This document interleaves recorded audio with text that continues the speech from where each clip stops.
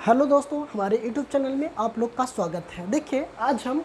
कक्षा 10 का एनसीईआरटी प्रश्नावली 1.1 का क्वेश्चन नंबर 2 लेकर आए हैं।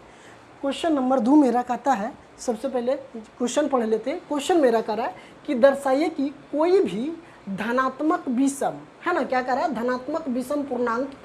6q + 1 या 6q + 3 या 6q + 5 के रूप का होता है जहाँ q एक पूर्णांक है। तो सबसे पहले हम जानते हैं कि पूर्णांक संख्या किसको बोलेंगे। अगर हम पूर्णांक संख्या को बारे में अगर जानना चाहें तो पूर्णांक संख्या किसको कहेंगे। तो चलिए अब हम सॉल्यूशन करते हैं, इसको पूर्णांक संख्या बताते हैं। लिखते हैं हल, लिखेंगे माना कि, सबसे पहले लिख देते हैं माना कि क्या है, पूर्णांक संख्या ना, तो हम सबसे पहले लिख देते हैं विषम पूर्णांक, है ना, विषम पूर्णांक संख्या मान लेते हैं किसी को। अगर हम a मान लेते हैं, क्या है, a है, ठीक है। विषम पूर्णांक संख्या क्या है, a है। और इसका भाजक क्या हो जाएगा, अगर हम इसको विषम पूर्णांक अगर मानते हैं, ये देखिए, ये मेरा क्या है 6q + 1, तो इसमें भाजक कौन हो जाएगा, ये हो जाएगा ना, ये हो जाएगा। अभी हम बता चुके हैं कि जैसे देखिए यहाँ अगर हम मानते हैं तो देखिए 6 हो जाएगा मेरा भाजक, ये हो जाएगा आर हो जाएगा, है ना, यार हो जाएगा, सॉरी यहाँ पे क्या हो जाएगा q हो जाएगा, ये आर आएगा, शेषफल आर आएगा। इस पर हम बात करते हैं, तो ठीक है। अगर हम फिर अगर और भाजक के मानते हैं तो यहाँ लिखते हैं और भाजक मेरा कितना हो जाएगा, हमको b हो जाएगा ना, कितना b, ये कितना हो जाएगा b है, तो b की जगह पर कितना है 6 है, तो हम 6 मान लेते हैं, ठीक है। तो अगर हम बात करते हैं तो आप देखते हैं, लिखते हैं यूक्लिड विभाजन, है ना, लिखते हैं चूंकि यूक्लिड, है ना, यूक्लिड क्या करते हैं, यूक्लिड विभाजन लिख देते हैं, यूक्लिड विभाजन, है ना, क्या करते हैं, यूक्लिड विभाजन प्रमेय से, है ना, यूक्लिड विभाजन प्रमेय से, ठीक है। तो यूक्लिड विभाजन से इसको हमको सॉल्यूशन करना है, तो लिख दिया यूक्लिड विभाजन। तो हम सबसे पहले जानते हैं क्या होता है, a बराबर क्या होगा, a बराबर, अभी हम कल इसी फर्स्ट वीडियो में हम आपको बताए हैं, तो हो जाएगा कि मेरा 6a + r। जैसे देखिए हमको 6a हो जाएगा, ये भाजक हो जाएगा, ये क्या है मेरा शेषफल है, ये क्या है शेषफल है, तो ठीक है। तो अगर हम मान लेते हैं तो ये q है ना, सॉरी ये क्या हो जाएगा, ये है मेरा, ये है, तो q हमको क्या करना है, a बराबर लिख सकते हैं 6q + r, है ना, 6qr।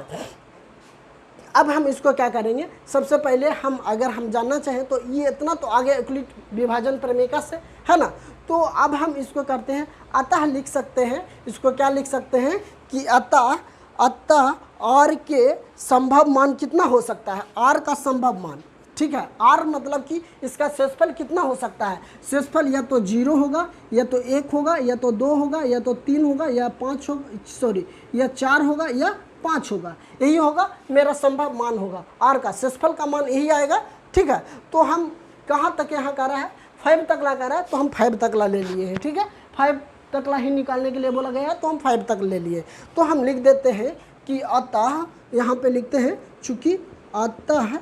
r का मान, r का संभव मान, है ना, लिख देते हैं r के संभव मान, r के संभव मान,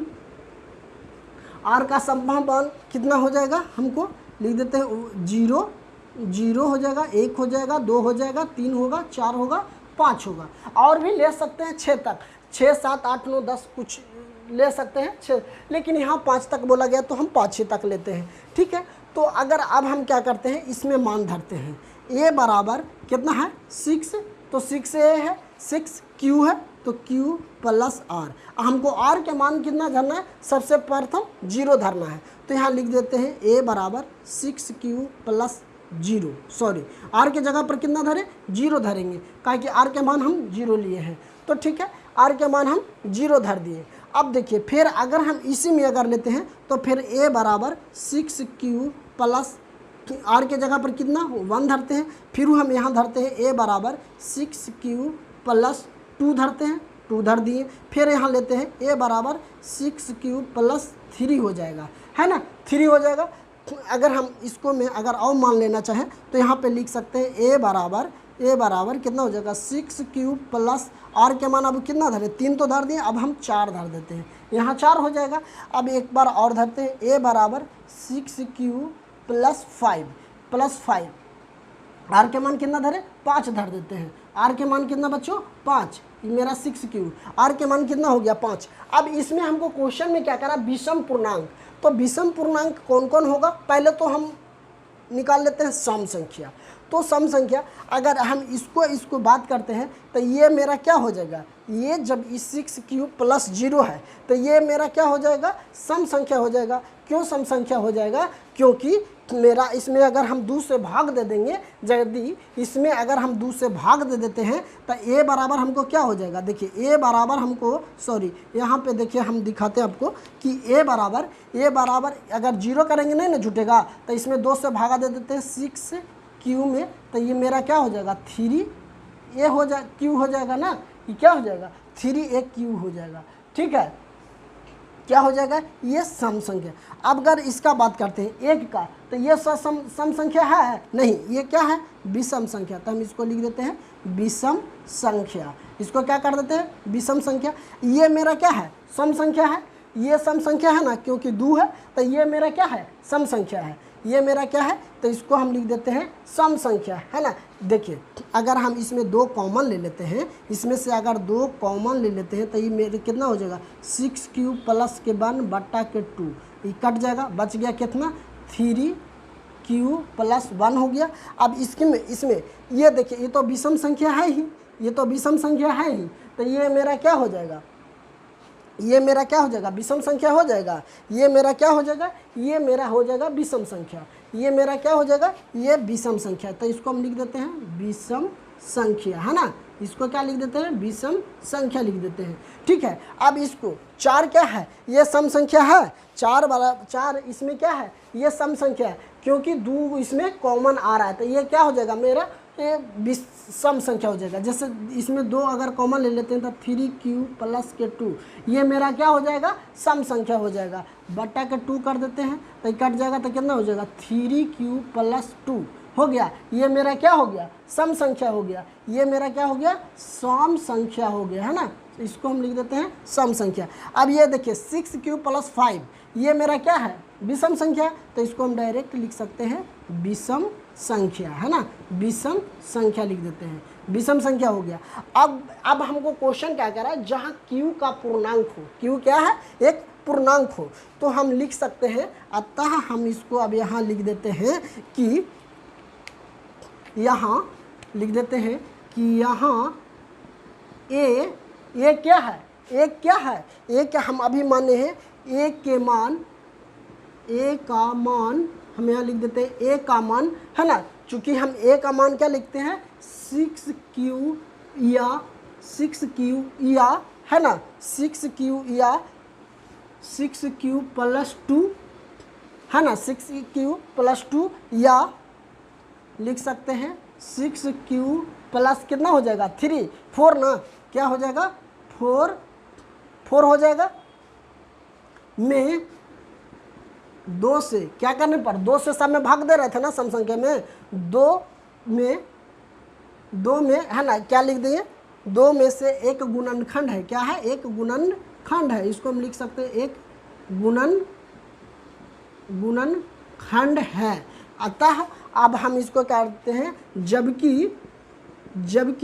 6 देखिए 6q प्लस 1 एक क्या है विषम संख्या है, और 6q प्लस कितना 3 क्या है 3 एक विषम संख्या है, 6q प्लस कितना 5 ना 5 क्या है एक क्या है में 2 से गुणनखंड, यहाँ लिख देते हैं 2 से गुणनखंड नहीं होता है, क्या होता है, नहीं होता है। यही मेरा क्या हो गया, आंसर हो गया। यही मेरा क्या हो जाएगा, आंसर हो जाएगा। देखिए अगर हम इसको करना चाहेंगे तो देखिए अब इसको हम लिख सकते हैं। अतः हमको पूछ रहा है क्या कि विषम पूर्णांक हो, विषम पूर्णांक हो, तो इसको लिख सकते हैं कि अतः